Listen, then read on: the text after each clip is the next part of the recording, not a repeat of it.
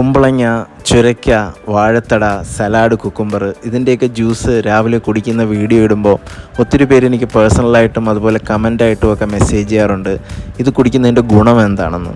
ഇത് കുടിക്കുന്നതിൻ്റെ ഗുണം വേറൊന്നുമല്ല, നമ്മൾ വേവിച്ച ആഹാരം കഴിക്കുമ്പോൾ നമ്മുടെ ശരീരത്തിൽ അസിഡിറ്റി ഉണ്ടാവും. അസിഡിറ്റിയാണ് നമ്മുടെ എല്ലാ അസുഖങ്ങളുടെയും മൂല കാരണം. ഈ അസിഡിറ്റിയാണ് നെഞ്ചരിച്ചിൽ തുടങ്ങി നമുക്ക് പല മാരക അസുഖങ്ങളിലേക്കും വഴിവെക്കുന്നത്. അതുകൊണ്ട് നമ്മുടെ ശരീരത്തിലെ അസിഡിറ്റിയെ ന്യൂട്രലൈസ് ചെയ്യാൻ നമ്മൾ ആൽക്കലിൻ കൊടുക്കണം. ആൽക്കലിൻ അടങ്ങിയ നീരാണ് ഈ വെജിറ്റബിളിൽ നിന്ന് കിട്ടുന്നത്. അപ്പോൾ അതുകൊണ്ട് ധൈര്യമായിട്ട് നമുക്ക് കഴിക്കാം.